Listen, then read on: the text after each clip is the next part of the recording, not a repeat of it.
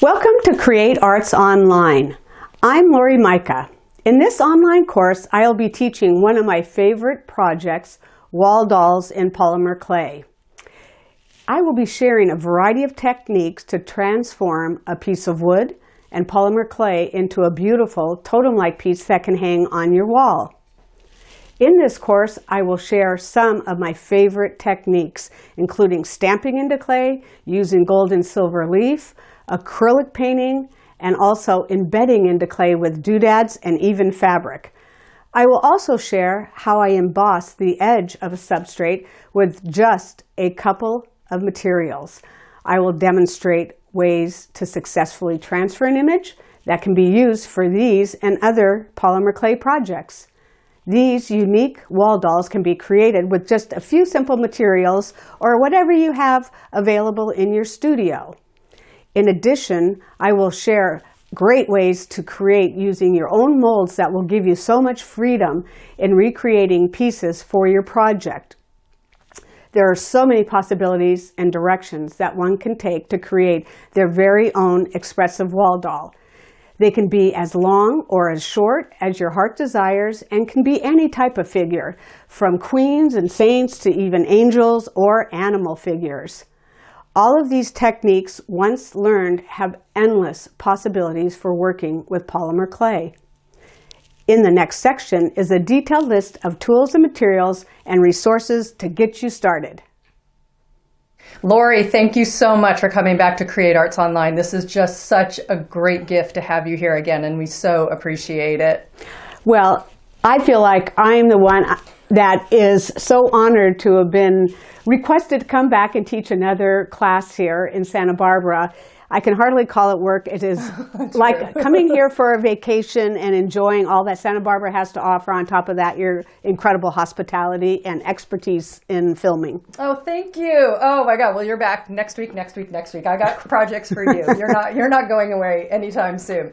But before we kind of dive into exactly what you taught here for this course, which is this piece, and I just love so much, can you tell me what your background is? I know it's in painting, but you're also well known for altering these surfaces. So what exactly with all of this does go on? Well, so prior to working the way that I am with a lot of the rubber stamping and the way that these pieces look now, which are very much storytelling narrative pieces, back in the olden days, the late 1990s, when I first started using polymer clay, all I did was use white clay, I scored it, I made hand-painted tiles, and I made mosaics. And most of the work was just functional. There were tabletops, they were beautiful. But when I discovered rubber stamping in 2000, it really led my work in a different direction where I felt like they were more pieces of art for the wall rather than functional pieces, which I really don't do at all anymore, the mirrors and all that. So it really went in a different direction. And I know pretty much when that date was because I found my first rubber stamp right before 2001, and one of the pieces that I created in 2001 was called Tolerance. And it's a piece that's based on, what had happened, and I used rubber stamps in that to kind of tell the story. Mm-hmm. And do you still own that piece? I still own that piece. Oh, that's awesome. It's always good to have like the inspiration of where it all came from, and I can totally appreciate that. So on that note, what do you feel really are the influences that have shaped your work, aside from moving into this much more narrative work?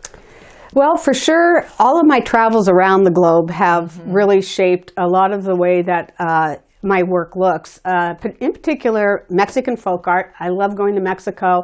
I love all of the symbols that are associated with Mexican culture, the colors, the vibrancy, all of that.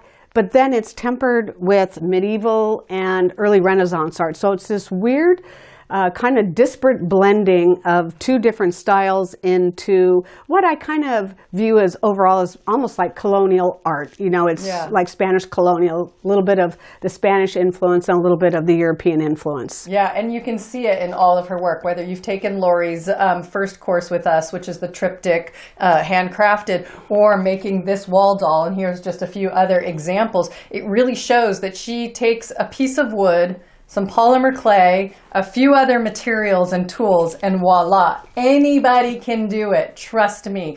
And it's really just about experimenting and having fun. And the fact that, as Laurie has said, it's so forgiving. Like, you don't like what you did, you roll it back up and you do it again. So on that note, do you feel like beginners could really do this course? Absolutely. I actually love having newbies, beginners in my class, because it's like turning somebody on to the magic that polymer clay is. And I hope that I pass that passion on, because I really never figured my life would go down this path and I would be known as a polymer clay artist at all. But I can't get enough of it. Every time I start to think I'm going to go back to painting and paint on canvases, I'm just like, I want to try this, I want to try that. So there's so much more to know and learn and experiment with, that it just keeps me totally engaged in the medium. It's so awesome. And I have to say, like, if you do search on the internet polymer clay, you see a lot of different options, but you don't see your style. And that's what's so beautiful, is you really do have this specific style, and your generosity in sharing it so more people can learn how you do your layering with your acrylic paints and the stamping and everything. It's just really just such a gift, and I can't thank you enough for coming back. Well, I thank you. Thank you very much for allowing me to share this with your audience. And I don't feel like this is the last time.